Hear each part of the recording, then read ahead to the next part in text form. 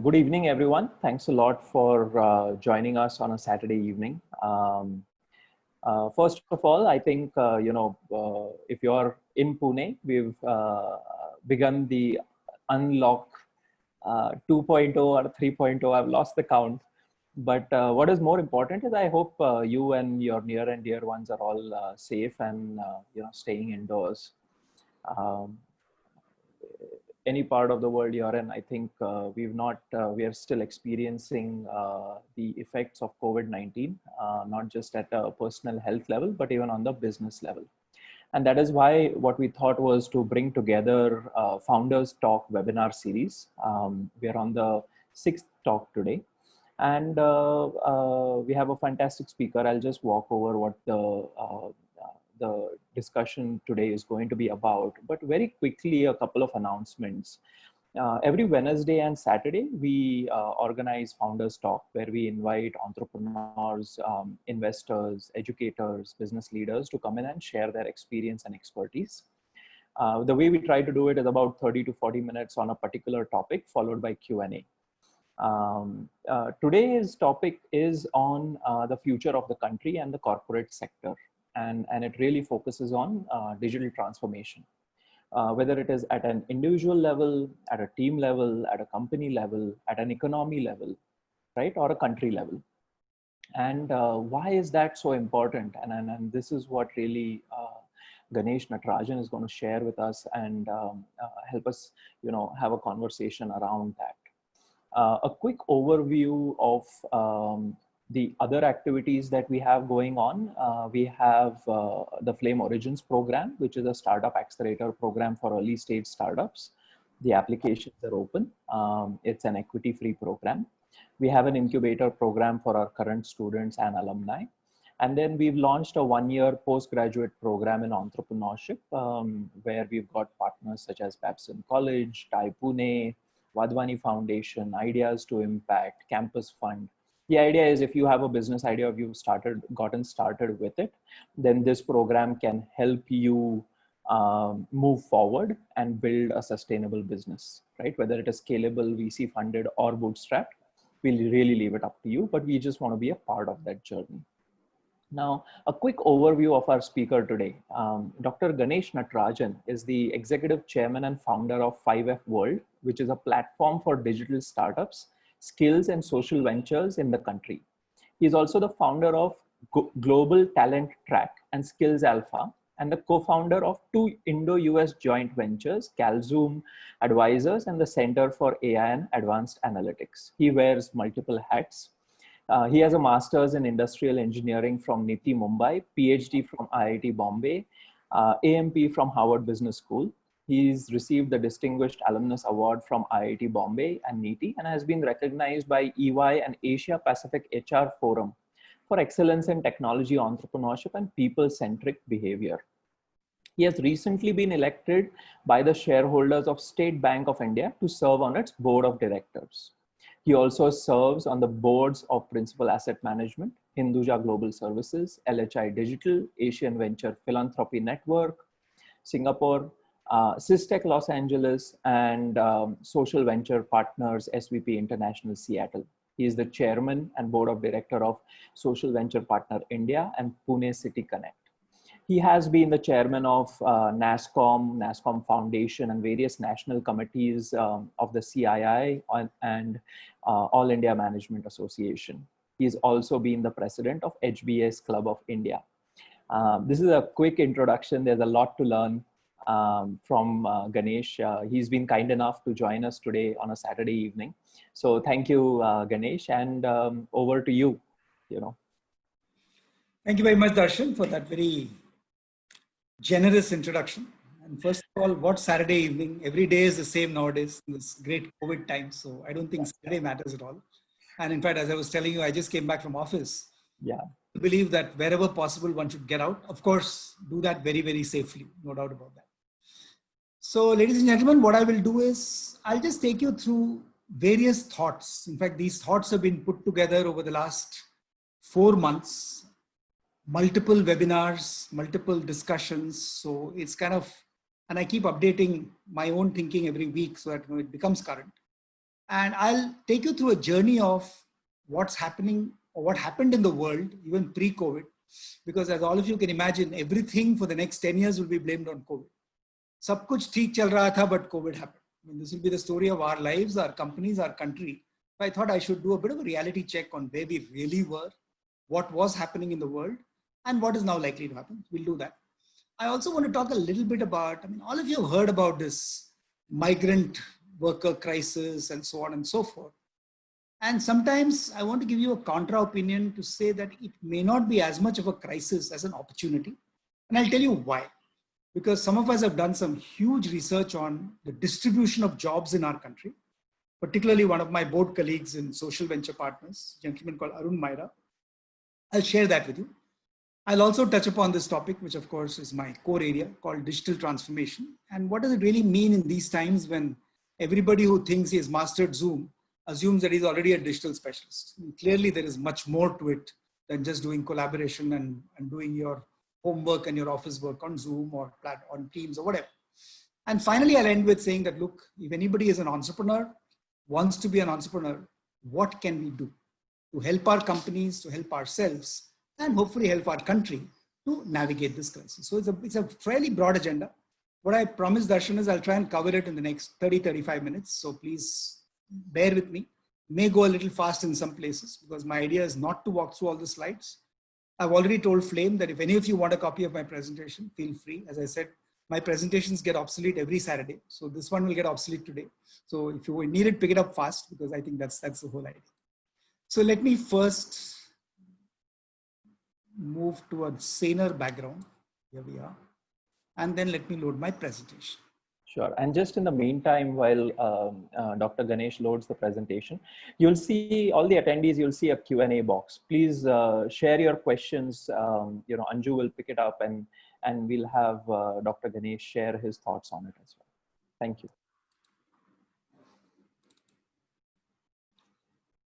Okay, hopefully all of you can see my presentation. That's okay. Okay, so let me take this forward. As I said, the theme is very simple. We are talking about the future of the country and companies. And I'm calling it a new narrative because all of us know that the narrative that we hear on television, on WhatsApp, on everything changes every day. So let me try and give you my point of view. First of all, I think we are in as close to a perfect storm as you can imagine. Why do I call it a perfect storm? Because everything that can go wrong is going wrong. I mean, the reality, of course, is that the global economy, 2 to 3% or 2 to 5% is optimistic because you never know how badly it can go. As some of you would have seen, if you look at the Singapore economy, shrank almost 41% quarter on quarter. So things can get pretty bad before they get better. Indian GDP, the jury is out on whether it's 5% negative, 10% negative. Don't worry about that. When can it grow back to positive? At least if you compare with 2018-19, my guess is even 21-22 won't cut it. It'll be 22-23 before we see a growth, which is a real tragedy for a country as poor as ours. We're also expecting, and we're seeing this happen already, that from economic wealth, you'll lose probably $15 trillion. The worst part is that in India itself, I think at 120 million, I mean, we were very proud that over the last maybe 25, 30 years since 1991, we've brought maybe 200 million people out from poverty. But about 120 million can go back into poverty if we don't solve the Jahan crisis quickly.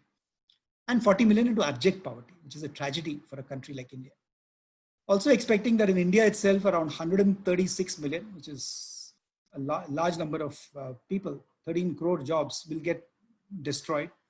Globally, they were talking about 190 million being going. So, I mean, India could even move to 35% unemployment, which can be very, very bad. And the main part what I want to start on an optimistic note is, as many companies struggle, you will find that opportunities will open up for each of you as individuals, companies, and government as well. So I think that's where we are today. As I mentioned earlier, you can't blame everything on COVID. If you remember where the world was going, right from, I would say, over the last maybe 5-6 years, countries are becoming more and more insular. I mean, the barriers to flow of goods. I mean, today we all talk about the H-1B crisis. It's not that Trump dreamt it up. Every election in the US over the last almost 4 presidential elections, somebody has raised a flag and said, stop outsourcing, stop immigration, etc. So the barriers to flows of goods, flows of money, flows of people have been around for quite some time. Unfortunately, many populist leaders in this world who are engaged in a phenomenon of what we call othering, where I'm okay, everybody else is bad. You're seeing this, the whole Black Lives Matters crisis in the US. In India, we have all kinds of inclusion problems, which I won't get into. But I mean, we have a real problem to solve in the world, which has been festering over many, many years, almost decades. Food nationalism, I mean, even food is going to be a problem to export. Even PPEs, as you know, personal protective equipment, was banned from India at some point of time. And then, of course, Mr. Trump put some muscle and they started that all over again. As I mentioned, 90 billion US dollars have been pulled out of emerging bourses or markets, even in January to March, and now it's going up. And an interesting phenomenon with that some of you who understand economics will understand that the debt super cycle, where people were very, very freely lending to each other. I mean, even a lot of the treasury bills in the US were held by China. And that really propagated the global trade, but that is vanishing. And of course, our beloved friend, President Trump, has said that he doesn't know what is worse, World Health Organization or World Trade Organization. And when the president of the free world says this, you know that the world is in for trouble. Where could it go now? The good news is that internet traffic is spiking 50 to 70%, of course, for all the wrong reasons. It's like saying India's foreign exchange is going up. It's again the wrong reason. Exports are down, but imports are further down. Imports further down does not mean good for the economy. So I think we need to look at everything from a lens of saying, what does it really mean? New ways of interacting, I mentioned this earlier. Manufacturing is rushing back to home markets, especially with the current unpopularity of China. I think a lot of Chinese manufacturing is up for grabs. India hopefully will get some portion of it, but a large portion of it will go to Thailand and Indonesia and Malaysia, etc. So, and Vietnam, for instance. We are finding, in fact, China has been very, you could say, farsighted in almost keeping Google and Facebook out of the country. Okay? And today, the good news for them is they own all their data. Whereas yesterday, as Uday Kotak said in the Times of India, most of our data is actually borrowed from Facebook. Now, what a shame that we have to ask for our own data from a US multinational. Data localization, data migration, data security is all going to boom. Screen to screen, of course, is a new way of interacting. What I'm most worried about is not online gaming and Google Classrooms, which is a good thing, but the red line, which is that a lot of my colleagues who are CEOs in the IT industry are talking about, oh, everything will be work from home. Krishna, the global CEO of IBM, extracted a promise from Prime Minister Modi that he will completely support work from home. I'm not anti work from home, don't get me wrong, but I am anti people having to work from home. As an option, occasionally, yes, but offices, workspaces, factories were created for a purpose. And that purpose was that everybody should have a work-life balance. I mean, you should be able to spend time with office colleagues, meet at the coffee machine, go out for lunch with a colleague. Your families, maybe your parents, children, spouses, they should also get some free time. I mean, who wants to spend 24/7 with their spouse? I don't think so. So I think that's something you need to worry about, saying that everybody, let's say if 10 million, 1 crore services and corporate folks in India start working from home, the other problem is 2 crore jobs will vanish. Why will they vanish? Because jobs in transportation, healthcare, hospitality, pubs, restaurants, you name it, all that will go away because so much of office space will shrink and become residential space. So I think this is something that we are seeing also. If you look at industries, and I won't read through this, anybody who wants can definitely take a copy of this presentation. Air travel and aerospace down for the count, obviously, because there are very, very few planes flying. And there will be very few planes flying because, I mean, I don't see any of us going on a pleasure trip on a holiday, at least not in 2020. Maybe we'll start thinking about it in January, February next year. Energy and utilities, I think we're also finding that the oil price drops has affected margins.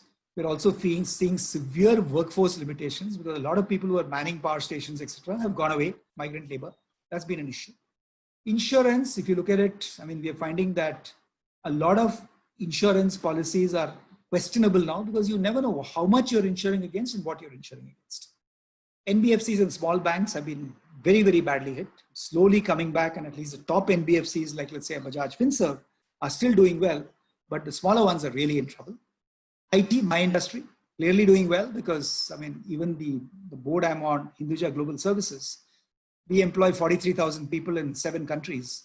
Everybody was back at work from home within 7 days of COVID starting, which is true for most IT services companies. I mean, I know even in the association that, let's say, Vishwas Mahajan or Darshan and I all belong to, TiE Pune, Most people are now working from home and they don't even have any plans to restart their offices, probably till end of August or end of September or whatever. So IT is less affected. Of course, I mean, if our customers see a huge slowdown, especially in US and Europe, then that will start hitting us. But at this point of time, it's pretty okay. Healthcare logically should be a great boom, but not quite, because we're just getting used to telemedicine and so on and so forth.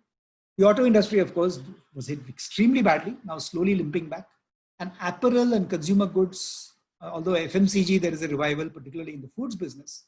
But you are finding that any discretionary expenditure, like apparel, fashion garments, for instance, is very much down. So effectively what we're saying is 8 out of 10 industries are in really, really bad shape thanks to COVID. What are the trends that will be accelerated? Capital investments will happen because a lot of people will not use the Ubers and the Olas. You don't want to share space with anybody. So a lot of buying will begin to happen, which is probably good for industry. Globalization, I think, will be on a permanent retreat. I was talking to my old friend, Tom Friedman, who wrote The World is Flat. And even Tom agrees that, look, there are too many walls that have come up in the flat world at this point of time. There'll be a boost to reverse urbanization, people moving out of the big cities, a boost to car ownership for the reasons I mentioned earlier. There'll be production moving closer to end markets. I talked about that. People will start doing more and more automation. Bad news for a country like ours, which needs more jobs, but labor will no longer be the preferred resource. People will want to automate. Even services companies will want to look at robotic process automation, etc., etc. And the good old move of CapEx to OpEx, which is what cloud computing did for the IT industry. Now you'll start a move back towards CapEx, which is again a reverse trend that we're seeing in the marketplace. So let me move to my second part, which is the one I was mentioning about. So with all this happening, with this new narrative as we speak, changing literally on a daily or a weekly basis, what is the future of jobs? And this is the work done by my friend Shri Arun Maira, who was a former member of the Planning Commission, did this research called The Future of Jobs for CII, Confederation of Indian Industry, and of course was the chairperson of BCG, Boston Consulting Group, for quite many years. He's now with me, as I said, on the board of Social Venture Partners and does a whole bunch of other stuff. Interesting one that he comes up with, saying that, look, this is a real story of, at a Mayawati rally some time back, when she talked about, giving everybody LPG cylinders. And the person said very clearly, and this is a real quote, saying, "Mere pati ko naukri dilwaiye, mujhe gas nahi chahiye." Because if there is no breadwinner, if there is no earner in the family just can't survive. I mean, even in the city of Pune, through Pune City Connect, we supported almost 3,000 families, migrant families, for almost 3 months. We're still supporting them. But that's not good enough. They need a job, they need a livelihood. And that's something we need to figure out. So I think this is the real crisis of India, that if you have 300 million people unemployed, we have a real problem. How do jobs arise? I won't get into this, but I'm saying typically jobs arise in all those sectors you see on the outer circle, retail, construction, services, etc. Because of certain social security systems that countries build. The beauty of America and Europe has been that, look, I mean, even today, nobody is really out of a job. Because if they went out of a job, they got furlough, which means that the government was paying 80% of their salary. Huge stimulus packages in UK, Korea, other places. Whereas in India, our stimulus package is really, really small. But jobs arise because of a lot of government policies. Rural urban jobs are, I mean, if you look at America, for instance, you can hardly make out the difference between a rural town and a New York City, because every place there's a Walmart, every place there's something else happening. Whereas in India, the differences are really, really stark. So this is how the problem has been created in India, because we are finding, and there's a very complex chart, so let me try and explain it to you very simply. What we are really seeing is that if you look at the bottom left-hand corner, this is where we are at present. We have assembly lines of universities. I mean, before lovely universities like Flame, etc. came up, we were all, I went through an engineering college without knowing why I went through engineering. I mean, it's almost like an assembly line where you become an engineer, you become a doctor, and then you try and figure out why. So that was how it was done.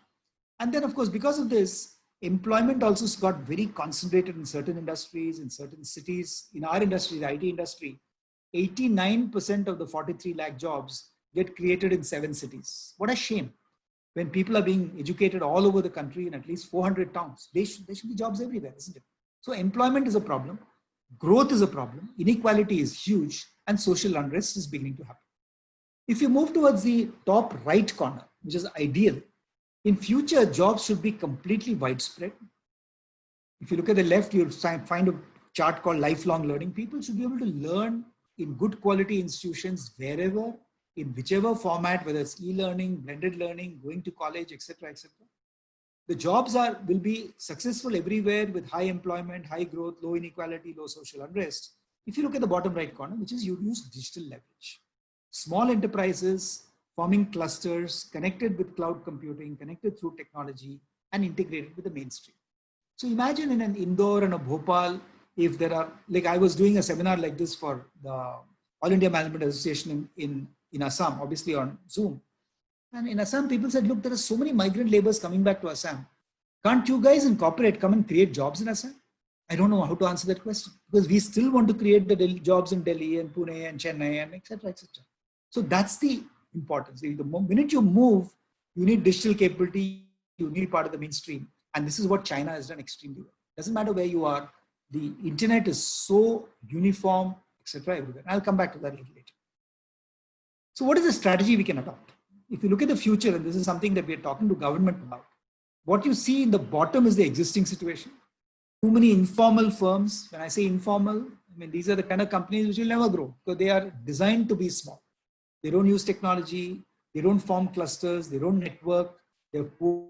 There is a missing middle of successful informal firms which can grow to large. So if you look at the top, that's what it should be. There are many small firms, but they're all growing. The SME should be a very vibrant part of our ecosystem. A large formal sector, a skilled workforce, very large number of jobs coming from small firms, which are all wanting to grow, and very good clusters and networks of an extensive use of technology platforms. So two strategies need to be adopted. First is that the government has to ease the constraints on formation and growth of small enterprises. There are so many policy regulations. It's so complicated to set up and run a small enterprise that people lose heart. And similarly, as I said, people must form these clusters of platforms and networks. And to make that happen, there is obviously a clear role for digital technology, which is the technology and financial systems, access to finance. One thing I'm really delighted about my current role in the State Bank of India is we are actually focusing heavily on the SMEs and the MSMEs and trying to ensure that nobody suffers because of access to finance. And only a good, strong public sector bank can make that happen. And redefinition of jobs, because jobs itself will change as we go along. So essentially what we're saying is by using technology, using good access to finance, the challenges we are seeing, the large number of job seekers will be addressed if you can reshape the jobs ecosystem. The shapes and sizes of enterprises will have to be small to medium, as I said, scalable. And technology will have to make possible work from anywhere. In fact, in State Bank, we've launched a scheme called Work From Anywhere. You can work from any branch, from home, from anywhere else. Like, that's important. Make sure great collaboration happens. And there are networks of small enterprises happening. And of course, there'll be just-in-time needs for lifelong learning systems. To interrupt myself, I mean, if any of you have a question, feel free to post it on the chat mode. I mean, there'll be enough time even if you want to ask a physical question. But I think the team has promised to tell me the questions that you post on chat. So feel free, anything that comes to your mind. So just to close the jobs discussion. So 7 imperatives for job creation in India. First, as I mentioned already, that what the government has to do is promote the growth and, what companies and individuals and entrepreneurs have to do is ensure that there are digital platforms and clusters of small enterprises. We have to promote the growth of artificial intelligence and adaptive and personalized lifelong learning. I'm saying artificial intelligence because everybody's learning needs. We are doing a lot of work and research and development in this area. We were saying that, look, let's build personalized learning systems for every individual. Why should you learn from a Coursera in the same way that somebody else is learning? Why can't you have an adaptive learning platform which adapts the videos and the courses to your requirements? And it's very possible today with AI. Similarly, have a right combination of cyber-physical interfaces. I still have clients in China. And I remember in Shenzhen, which is the heart of electronics manufacturing, I started with a client 4 years ago. That time they were doing microprocessor assembly. 3,000 Chinese women, highly disciplined, coming to work every day, making microprocessors. 6 months ago, the 3,000 women had come down to 400 women, 1,200 low-cost robots, and a complete cyber-physical interface between man and machine. That's the future. But we also need to address isolation issues. With lesser and lesser people coming to work, what happens to the psychology of individuals or families or workplaces, etc. I also believe that this is the government role, the 5, 6, 7 that you see there. Building government industry partnerships. making digital India a reality. For all the hype that people like me have also created on digital India, the $1 trillion opportunity, last mile connectivity is still pathetic in this country. So when people rush away from Pune and say, oh, I'm working from my hometown in Amravati, sometimes the internet is so bad that we have a problem. So there needs to be what is called NOFIN, which is the National Optic Fiber Network. BharatNet is what the government has called it, but it really means that 600,000 villages in this country and 250,000 gram panchayats must all have 10 Mbps Wi-Fi. Even in Pune, sometimes we don't have 10 Mbps Wi-Fi. So we need to make that happen. So make skills development and livelihoods a priority. So let me move to digital. I've talked about the need for digital to integrate the jobs and clusters. We all know that our experiments with digital have started not recently, but 6 or 7 years back. Cloud became mainstream. Everybody started using mobile phones.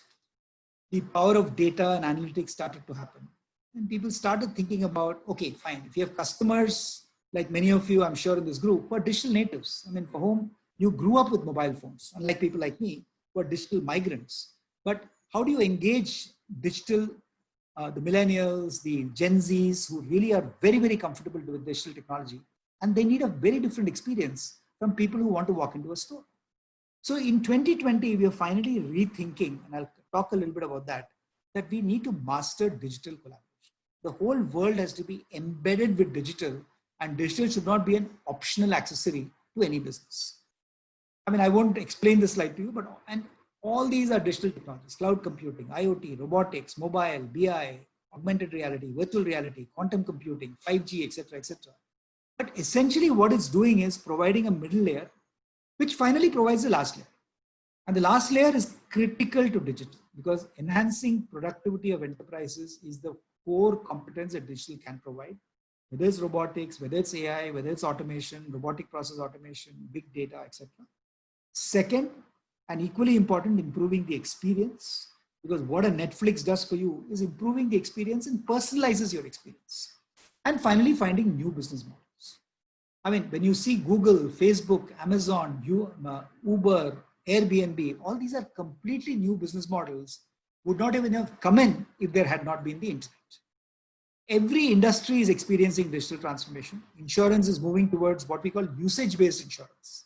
That instead of taking a long-term 10-year policy, you'll take a 3-hour policy because you're taking a flight.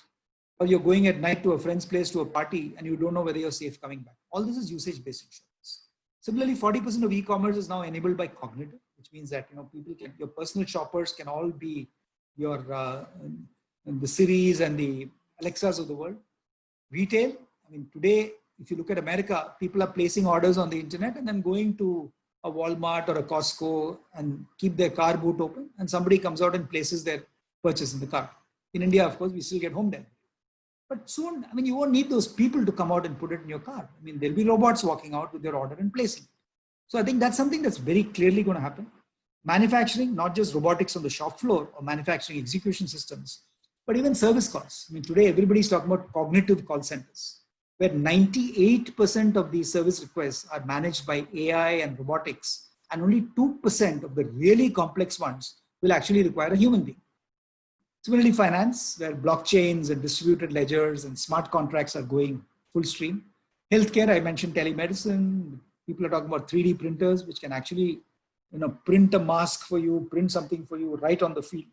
So everything is possible. So what are the opportunities in next normal? What are the digital technologies that will determine the future of the world? I mentioned blockchains. Earlier, blockchains got completely kind of corrupted because of everybody thought Bitcoin was blockchain. Bitcoin was just an alternate form of currency, which really never came into vogue except for small communities, particularly in India. AI is probably going to reimagine the future of everything. Okay? And especially when it is not autonomous AI, which is replacement, but more like augmentative AI, assistive AI, AI which is really helping people to do your work better. Like I mentioned in the case of new digital learning platforms, that's what AI will be all about. R is reality, as I said, mixed reality, virtual reality, augmented reality. I think these are so, I mean, even today we run skill centers around Pune called the Pune City Connect Lighthouses. We are using virtual reality to train slum youth. So if a slum person comes in and says, I want to be a nursing assistant, how do you even explain to her what a nursing assistant does. But with virtual reality, we can take her into Ruby Hall or Jahangir's operating theater. She can actually watch somebody who looks like herself taking the pulse, taking blood pressure, and says, oh my God, agar ye kar sakti hai, to main bhi kar sakta hu. So that's the difference. Using reality, using these techniques to make sure that learning and experience is that much better. And finally, of course, what friend Mukesh Bhai Ambani is always talking about, that now Reliance, for instance, could well be the winner in quantum computing, in 5G. And once quantum computing and 5G begins to happen, then many of the constraints we have of processing capability, of dissemination capability, that'll go away. And this is what my friend Paul Doherty, who's the CTO of Accenture, he actually called it the dark world, DARC, distributed ledgers, AI, mixed reality, and quantum computing. So this is the exciting future of digital. But the problem is not technology, as I said. The problem is going to be, or the opportunity is going to be, how well we leverage technology. I used to have a friend who used to say that using commonly available technology uncommonly well is where people will succeed with information technology. And that is so true of digital today. So the emerging business models, I explained this, we all started with cost models. So even a Google, an Amazon, a Facebook is all aggregators giving you price transparency, reverse auctions, usage-based pricing, etc., which is very good, makes life very economical. So you don't go buy stuff, but it's moving to the experience model. I mentioned Netflix, Walt Disney is doing, for instance, and you're finding that there's much more of customer empowerment, personalization, reduced friction. You don't have to talk to an employee or an associate. Everything you can manage by yourself. It's a world of self-service. My daughter lives in New York, and her only criteria of ordering food from anybody when she orders on the internet is that I don't want somebody to call me up and reconfirm my order, because then it's pointless. That's reduced friction. And a lot of the younger generation are saying that, look, just leave me alone. If I want to talk to you, I'll talk to you. Don't force me to have a conversation with you. So I think that's the experience model. And finally, of course, the platform model, digital platforms, whether for learning, for customer access, are becoming a total must-do. I mean, GE actually launched their full platform for manufacturing. And similarly, digital marketplaces, data orchestration for specific communities. I think that's the nature. So I won't get too much more into detail on this. Not everybody is interested in digital. But let me just conclude by saying in the digital piece, by saying, when you master digital, you have to master re-engineering. So what you see there is edge technologies. So not the standard digital technologies of social media, analytics, and I mean SMAC, which is social, mobility, analytics, and cloud, but the new edge technologies, AR, VR, audio, video changing experiences, computer vision, cyber physical, quantum. These are the things that especially some of the students in this room should understand. What it does, you need to understand how stakeholder journeys can be reimagined, customers, supply chain partners, employees. You need to completely be willing to re-engineer processes. You can't run the same old process and inject digital into it. You have to re-engineer or reimagine the process for digital. You have to look at data and analytics and say, I don't want those post-mortem reports anymore. What's the point in knowing what went wrong 3 months back? What you want to know is how to make it right 3 months from now. So predictive and prescriptive analytics using artificial intelligence, machine learning, that's the nature of the beast. And finally, in fact, even today, why 80% of digital transformation efforts fail is people forget that people are people. I mean, whether we like it or not, 40% or sometimes 60% of our employees in organizations are still slightly old generation people. So one of my colleagues used to say that we are struggling with 5th generation technologies, with 3rd generation ideas and 1st generation people. And unless you mix those two, make even the 50-year-old and the 60-year-old feel that, look, I can be 24/7 available to my customer, it's not going to change. So these are the 5, what I call the digital 5, to make digital truly successful. And any of you are interested, feel free to send me an email and have a detailed conversation with you on how to make it happen in your company. Finally, if you look at the road ahead, I mean, I've talked a little bit about the economic situation. I've talked a little bit about the future of jobs. I've talked at some length about digital transformation. What do we do? What do we think about? How do we, as I said, individuals, companies, students, citizens of the country, plan for the next 3 months, 6 months, hopefully for the next 1 year? If you're an entrepreneur, you need to focus on a 3-stage process. And I would think this is true for a student as well. So in the first phase, we have to conserve. We have to be very, very careful because we cannot predict. I don't even know whether Pune will not go into a full lockdown again 2 weeks from now. So literally every day, I can be relatively free is a blessing. Okay, and every time there's a lockdown, the day after the lockdown is chaos, as all of you know. So conserving the life, first of all, and the capabilities of our customers, employees, and partners, it's what I call the relief stage, which all of us are in today. As businesses slowly come back to normal, we'll have to manage the recovery process, which means, and I'll tell you what it takes to manage recovery process. We are doing it that ourselves in our organization. And finally move to adapting to the next normal, new world that I described. And that needs tremendous resilience. So we have to build resilient companies and resilient economy. In relief, it's obvious. I mean, employees have to get used to a collaborative work culture, which I think has happened. But don't assume it's already happened, because a lot of people, well, this, I mean, whenever I talk to anybody in our own organization, they say, how's the experience? They say, it's fantastic. I'm so much more productive because I don't have to come to office. Don't believe it, because a lot of people cannot work efficiently because of failures in technology, disturbances at home. It's not that easy. So we have to understand what yesterday I was reading a McKinsey article which talks about the 7 ways to talk to people and find out the real problem. Because there are real problems going on. A lot of people are getting psychologically disturbed because the 125-day lockdown or up and down lockdown is not easy to manage. So we have to consider the fact that psychologically we have to understand the problem. Processes have to be changed. I think most people have done that. Financial, the sad reality is many of the startups that started have shut down. Many more will shut down because we haven't planned. Nobody in India plans for a 2-year cash window. So if you plan for 3 months, those 3 months is gone. I think those are the problems. At the same time, we keep telling people that, look, avoid any panic reactions. Do not just go fire people, reduce salaries by 50%, unless you really have to do. Customers, a lot of my colleagues and including me, have found that all the tough customers whom you found it difficult to talk to maybe 6 months ago are available. A lot of people are at home in any part of the world. And if you tell them, look, I need 20 minutes of your time any day of your choosing in the next 3 weeks, you typically will get an appointment. And this is probably true for faculty advisors. It's probably true for very busy friends, etc., etc. So all these can be taken care of in relief. When you go to recovery, which is, as I said, the phase some of us are in today, and some of the cities are in India. So it cannot be business as usual. So you'll have to reevaluate if you're running a company. What did we assume we'll do in 2021, which is April to March? What has been the impact of a bad Q1 in some industries? And how do we reevaluate achievement of budget or not achievement? So we'll have to think about it.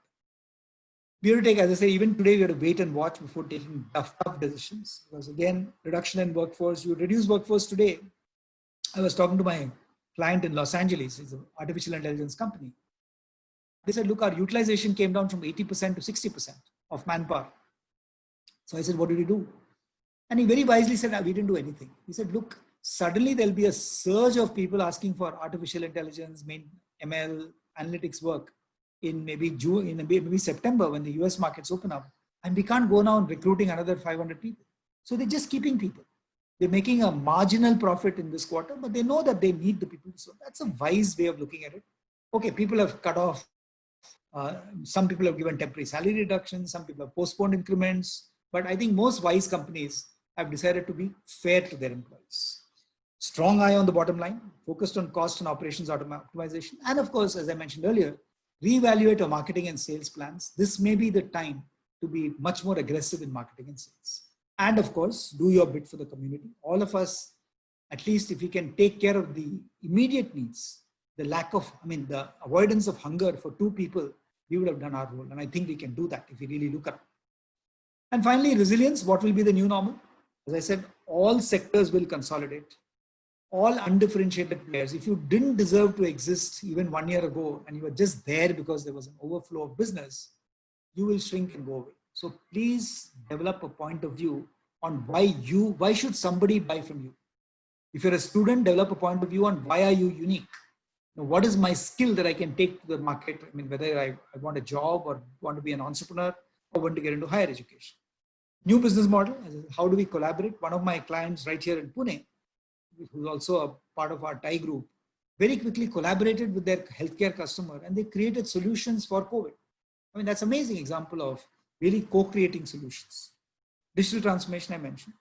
A very focused business strategy, which is what I said earlier, to grow faster than competition, because competition is not staying in the same place and we have to be clear how to change. Revisit your capital plans. If you can postpone some spending, do that. And keep saying grow, buy, sell thoughtfully. If you're out to buy companies, the time is coming because a lot of companies will be available cheap. If you are thinking of selling, when I say selling equity or getting new funding, wait for some time because it's a buyer's market because so many companies are going under. And I keep believing, and I'll end with this, saying the best way to predict the future is not worry about what might happen tomorrow, what might happen day after tomorrow. You need to create your own future. That's why I said, whether you're a student, an entrepreneur, somebody in corporate looking for a job, make sure that you have the vision to create your future and the ability to go out and make that happen. So let me end with my favorite statement from my favorite philosopher, a gentleman called Joel Barker. And Joel talks about this, saying everybody talks about vision. But his point, and I completely agree with that, is that vision without action is just a dream. Action without vision, unfortunately, is what many companies do. It passes the time. It gives you the illusion that you're doing something, but it doesn't help. But a very strong vision for the next, as I said, 3 months, 6 months, next 3 years, and very thoughtful steps or action can change the world. So let me stop here by saying that, look, COVID will go, hopefully at some point of time. Digital reengineering can transform, and reimagining the world, reimagining our country, reimagining our companies, and reimagining our own place in the world.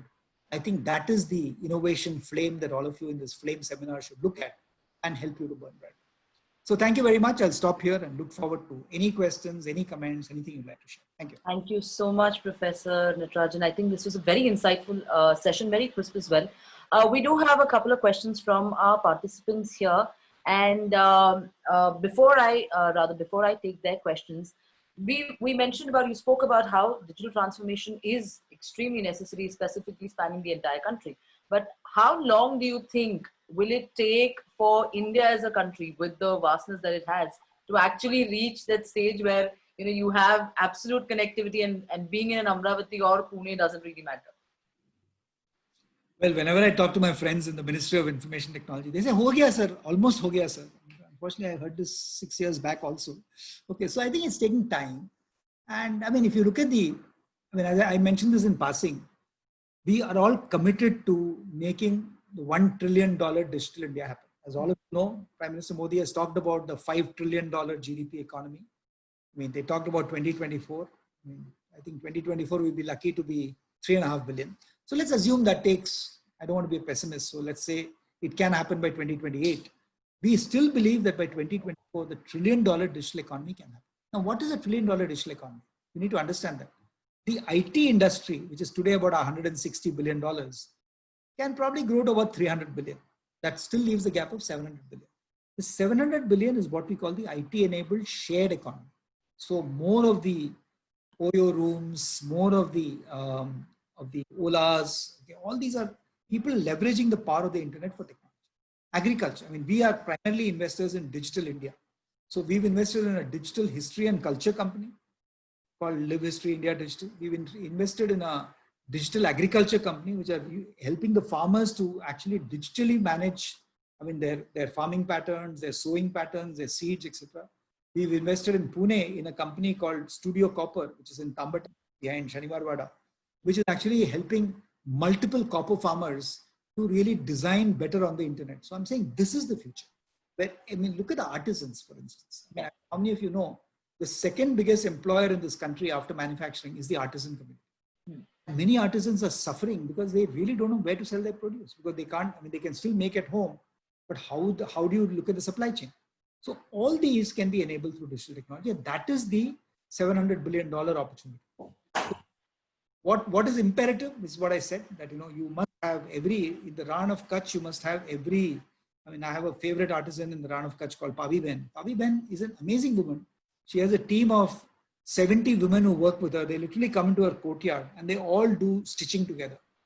I was talking to her just 2 weeks back, and she says, "Main kahan bechu abhi?" So I think if she had the internet, if the internet was available, she could sell even to America sitting in the Ran of Kutch. That is the opportunity. So I'm saying, if you don't do that, you're missing a big thing, and the ability to create employment in every pocket of India will go away. So I think that's something. So when will it happen? I hope it happens. I think the government has obviously fiscal pressures and cash pressures, but maybe industry should also pitch in, because we have a interest in making that happen. and make sure that Digital India really happens. Hopefully. Absolutely. So we also spoke a little bit about how Reliance is also pushing towards the entire thing. And Reliance, we have a question here from Raghunath Bhatt, who says that Reliance is going to provide a digital platform to Kirana stores in India. How should we look at it from the perspective of consumers or even the Kirana stores that are currently, the physical Kirana stores that are there?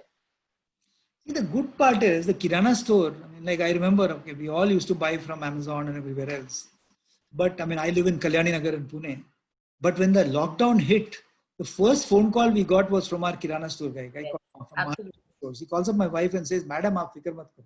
Lockdown हो या close down हो या जो भी हो, मैं आपके घर में आके देखूंगा." See, that's the personal relationship that Kirana stores have. By putting all the Kirana stores on a digital platform, you will still find it cheaper to buy from Amazon. Yeah.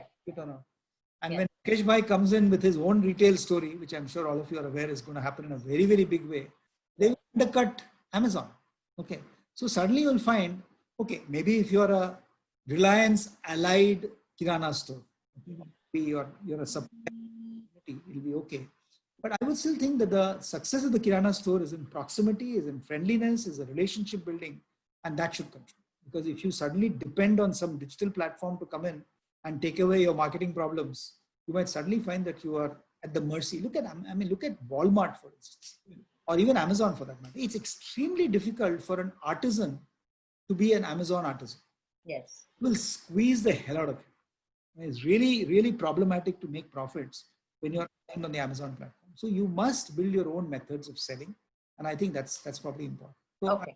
by all means, you should leverage whatever platform is available. Absolutely. Absolutely. The big boys are always out to eat the small guy's lunch. So the small guy has to take care of his own lunch. So so extending from the Kirana stores to someone who's also probably looked at the same segment is our agricultural sector, the farmers particularly. So we have a question from Mr. Prem Puri here, who says that what are the actions, government or industry, which will move jobs to the Indian villages, or rather what will be the tech sort of jobs that may be available to the Indian villages particularly? As I mentioned, I think what can villages do well? I, by the way, grew up in one of the poorest villages in India. It's a little village called Tatisilwai, which is actually 12 kilometers from Ranchi in Jharkhand. And I mean, if you look at many of you don't even probably, you see stylized villages like what is available between Pune and Talegaon, and you think that is rural India. Real rural India is where even today, if you drive from Allahabad to Varanasi, don't take the main road. And I've actually done this many times. And you just kind of get off onto one of the tangential roads. Very quickly, you will hit villages which have never had electricity. Absolutely. I think Akbarpur and all of that place during the drive is... I remember once late night, we lost our way and went into one of these places. And we thought the lights had gone out. And then we knocked at somebody's door. He says, "Yahan to batti to kabhi tha hi nahi." Okay. So I actually sent a quick WhatsApp message to my colleague saying, "If you never see me again, this place is where I died." Okay. We stumbled onto the road and managed to reach Varanasi at midnight, but that's a different story. So I think if you look at villages, their best capability is to do local craft. And which is why the migrant labor, they didn't have jobs there, so they came here. If you look at the way people were living in Dharavi and places like that in Mumbai, it's a shame. I mean, my heart bleeds whenever I see a really poor tenement where, 8 people staying in one room, and we talk about social distancing. I mean, is social distancing even conceivable in places like that? Which is why Mumbai's big problem started in Dharavi. So I'm saying we have a problem there. So I think we will have to really rethink. And in fact, what Arun and I have been doing from the future of jobs is to look at multiple job opportunities that rural India can create. Even agriculture. I mean, why is our agricultural productivity so low? Because the farmer landholding is so small that unless they integrate and do collaborative farming. So we are doing a big experiment in Karnataka, where we're building a farmer producer organization where we're actually pooling lands and getting people to work collaboratively, because then they can afford the tractor, they can afford better seeds, etc., etc. So a lot of rethink has to be done. And unfortunately, it is in a lot of people's political interest to keep everybody separated. But we have to get those collaborative, the farmer producer organizations, the artisan communities. And what Mr. Kurian did so well with Amul is exactly, we need an operation flood in literally every sector of our economy. Then we'll be successful. All right. And so on that note of collaboration as well, we have a question here from Tarun Kohli. Tarun has been attending, I think, almost all of our Founders Talk sessions very diligently. So I'm thankful to him for having come back again here. Tarun's question is MSME versus the bigger private industries. Can they play some sort of a blended role to do business together in a new era of, post-COVID times, like we may say? See, I'm hoping they can. I mean, but you don't look very far to look at good collaborations. I mean, if you look at, for instance, my role model collaboration used to be Maruti Suzuki, the good old days. Because not only did they have a very loyal group of tier 1, tier 2, tier 3 suppliers, they also worked directly with MSMEs. The thing was that you had to be able to supply just in time to Maruti. Okay, which means that if you had to supply at 4:30 on Wednesday evening, your truck has to be there at 4:30, otherwise you'll be disbarred. I still remember, and we have a little bit of time, so I'll tell you my favorite story. One of the first seminars on IT and industry I did was for a company in Ludhiana, which is even today one of the most successful, called Hero Cycles. And if you remember Hero Cycles, Hero Cycles is run by the Munjal family. And I was doing some work with Hero Honda, which had just started. And Lala Brijmohan Munjal, who was the patriarch who founded the family. So he asked me saying that, look, our roots are in Ludhiana. So why don't you come to Ludhiana and do a session for the family? When he said family, I thought maybe 4 or 5 people. And I remember reaching Ludhiana by what in those days used to be a flight called Vayudut. I'm talking about the late 80s. So I reached Ludhiana and I stood there. And the first thing that amused me was everybody in the room had a name tag. And everybody's name tag said Munjal. So I thought maybe, it's a family thing that every employee must also call himself Munjal. No, it turned out no. From Lala Brijmohan Munjal to Sunil Munjal, who of course is a very, very big shot today. His son who was, and Pawan Munjal, who was of course the CEO of Hero Honda. At that time it was the elder brother Raman Munjal.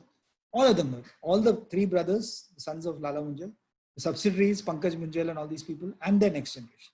It was amazing. And I started off, I'd just come back from Japan. And Lala Munjal said, look, why don't you talk to us about something that is new that is happening in industry? So I was all gung-ho about Kanban and just-in-time, etc., etc. So I started giving my favorite lecture on just-in-time management. So about 45 minutes later, everybody was listening to me very patiently. Then there was a tea break and Lalaji asked me saying that, look, Natarajanji, if you don't mind, we will extend the tea break to 30 minutes. Let Sunil take you to our factory and show you the shop floor. I said, sure. So Sunil Kant Munjal took me to the Hero Cycles factory. And I'm this great guy, industrial engineering, mechanical engineering. I know everything about what happens wrong in factories. So I said, Sunil, show me your stores. So Sunil smiled at me and said, we never had a store in Hero Cycles. I said, what do you mean you've never had a store? He says, yes, every supplier of ours is family. They actually supply in the morning. It comes in by 8 o'clock. And then by 5 o'clock, the last cycle goes out of the factory. The shop floor is swept clean and we all go home and sleep. I was so amazed. I went back to that room. I first apologized to the Munjal family saying, here I am trying to teach you just in time. You guys have mastered it. So then Lalaji told me, Lala Brijmohan Munjal, saying, Mr. Natarajan, do you realize that when Honda Motors came to India for a joint venture, if you had been then, who would you have tied up with? I said, sir, obviously Bajaj Auto. They are the biggest. He said, why do you think they tied up with Hero Cycles to set up Hero Honda? Because they found that there was so much of a cultural matching between what they thought and what. So I'm saying I'm always amazed by India, the amount of innovation that happens, etc., etc. So to answer your question, there's huge opportunity for MSMEs, but you have to build that relationship. Even Hero Honda, you'll be surprised. There's a company called Munjal Showa, which used to make their brake parts. In the Haryana factory of Hero Honda, the forklift would go out of the factory gate, go into the other factory, pick up the parts and bring it back to the assembly line. And I remember saying, what happens? Excise gate pass, this, that, is. Everything will get done by the clerks, but the work must go on and stuff. This kind of a collaborative, which is what the Japanese built with their keiretsus, as they call the Japanese system. I think that's required. Today, the Kirloskars do it very well in Pune. But I think you spoke about the work-life balance as well. The distrust has to go away. We have to build a trust-based, technology-enabled cluster system. And that can happen. Absolutely. So you spoke about the work-life balance earlier, and right now as well, with the Honda example as well, we've known that how much it is important to just be in time. So there's a question by Rujita, which is from the other perspective, who says, there are right now, how do we make our manpower accountable in this scenario? Because suddenly people are using the pandemic as an excuse to underperform. So that's one part. And the other angle to this is also that, from an employee standpoint, there's literally no difference between, having a home life. You're literally living at work. It's no longer work from home. I believe the last 4 months have put in a lot of people into living from work sort of a scenario. So how do you balance that? How do I ensure that there's accountability at the same time? People who are putting in that effort are able to strike that balance as well. Go to your terrace, thali bajao, shout, go, and hope it'll go away. I have no answers. I mean, I'm more concerned than many of you are because I've seen the psychological damage it's doing to people. Okay, there is this. Do you think? I don't know if you've seen that. There's a wonderful WhatsApp joke, where this guy is being fired on the Zoom call by his boss, and his wife comes from the back and he fires the boss saying, "Do you realize you're talking to my husband in my home on my electricity bill?" I mean, seriously, guys. I mean, you have to create your workplaces. And then somebody said, "No, but he's being paid a salary. Salary is not for slavery, for heaven's sake." So we have to get back to some form of balance. I completely agree. Yes. So I'm in your camp. I have no excuses for this. For people work from home. Do you think work from home functions for, or rather, how will this be implemented for manufacturing industry? It can't be. That's not the place where you. It can't be. I mean, my friends in Bajaj Auto and even Thermax, I mean, all these support functions are working from home. Yes. When somebody has to go and do welding, unless you've already automated your factory, and I mean, the day will come when everything is automated. You can run your automated factory from home, but not true at this point of time. All right, I'm just going to quickly take in just a couple of more questions. Yeah, we have a question from Mr. Kiran Deshpande who says, what's the scope and importance of cyber security in the digital transformation scenario? In fact, what's the scope of IoT, 4.0, if we are talking about very niche manufacturing part as such? No, I agree. And in fact, Kiran is a good friend. And my only worry is we should not put the concern issues. I mean, don't worry about the barriers first. Let's first design a perfect process, assuming that there will be no hackers, people will work properly, etc. And then start putting the barriers in. Because sometimes I found one of the reasons why cloud computing took 15 years to go mainstream is everybody was paranoid. Oh my God, if my data goes out of my factory, I'll lose something. The reality is an Amazon cloud, a Google cloud, or a Microsoft Azure is 100 times more secure than your home computer or your office computer because you aren't doing those kind of protection. So I think you need to have good cybersecurity, good firewalls, etc. But let's first design an optimal process which assumes, which trusts, which collaborates, and then the security systems. All right. So a couple of our attendees also had mentioned that, we are talking about a growth story for India post these, once we emerge from this entire situation as well.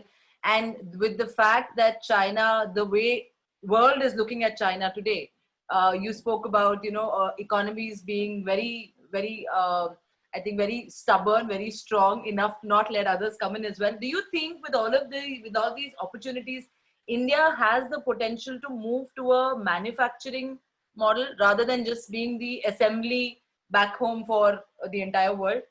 I wish it were at least the assembly back home for the entire world. Because don't forget that manufacturing has gone down from being 26% of GDP. It's probably 15% or maybe even less because of COVID. So we have a real problem. And the people who feel that, China is out of favor and suddenly the whole world will come to India are living in a fool's paradise, because our infrastructure, our physical infrastructure, digital infrastructure, social infrastructure, all that needs to be improved. I mean, even today, it's cheaper to buy a New Zealand apple in Bombay than to get an apple from Himachal Pradesh. Yes. Shame. Because our cold chain for transportation is not ready yet. So we need to do a lot on infrastructure. COVID has come at absolutely the wrong time because it's taken away the government's funds. But I think unless our infrastructure improves, we still have a long way to go. And we still have to hope that, it is the IT sector and services sector which will keep growing. But let's hope, I'm an optimist. Hopefully it'll improve. Absolutely, sir. And we have one question from Mr. Prem Kumar Parameshwaran, who says, with COVID and digitization, do you think the growth opportunity for GIG workers would increase significantly? For the gig workers, you mean? For gig workers, yes. Yeah, the gig economy is here to stay. But I always find it surprising. Like last year, I was speaking at Harvard on the gig economy in Asia. And I was staying with a friend of mine who's been a gig worker for the last 20 years. Here we talk about, and in the US, obviously. So in fact, out of my batchmates who all did industrial engineering with me, out of our batch of 49, 45 are today US citizens. 44 out of those 45 have been gig workers for the last 10 years. And what are the gig workers? I mean, like I have a friend who's a brilliant project manager in Oracle. So he's decided that he will only work 24 hours per week. He charges top dollar. He gets paid about some $350 per hour. And the rest of the time he has fun. Okay, so I'm saying people have been using the gig method to choose. Like right now I was talking to him and he said, I'm doing 5 jobs simultaneously. Each job takes 4 hours per week of my time. And that's it. He said, I'm spending 20 hours. I'm totally part of the gig economy, doing well. In India, we still have this need to be aligned to a company, get provident fund pension from there. So we're not very entrepreneurial by nature, but it change. People will still start realizing that they should get paid for outcomes rather than just showing up at work. So I think the gig economy will certainly progress, but don't forget it needs a huge psychological mind shift to be successful in the gig economy. That's the point I was making. All right. Thank you so much, sir. I think we've covered most of the questions and we've just about overshot our time by a couple of minutes as well. This was a great conversation. I think a lot of takeaways in terms of knowing where we are headed as well, and yet not being very sure about it because we really don't know how situations are going to turn around. Thank you so much again for your time and to the attendees as well for having been a patient audience throughout our session today. So all of you will be receiving a copy of the recording of this session as well as the presentation deck with sir's permission. We will be sharing that by tomorrow. Let me quickly just let you know what we are for a session up next. The next session, again, a very interesting conversation that we are planning to have with Mr. Amey Mashelkar. He heads the GeoGenNext entity, and he would be discussing on why are large companies interested in startups. So if you guys are from the startup world wanting large companies to look at you, I think this is one talk you should definitely not miss out. Ask my friend Amey tough questions on Geo. Definitely, sir. I will tell him I told you to do that. I will definitely ensure that we'll do that. Thank you so much again, sir, for your time. And thank you to everyone for joining. We look forward to seeing you again on Wednesday. Thank you so much.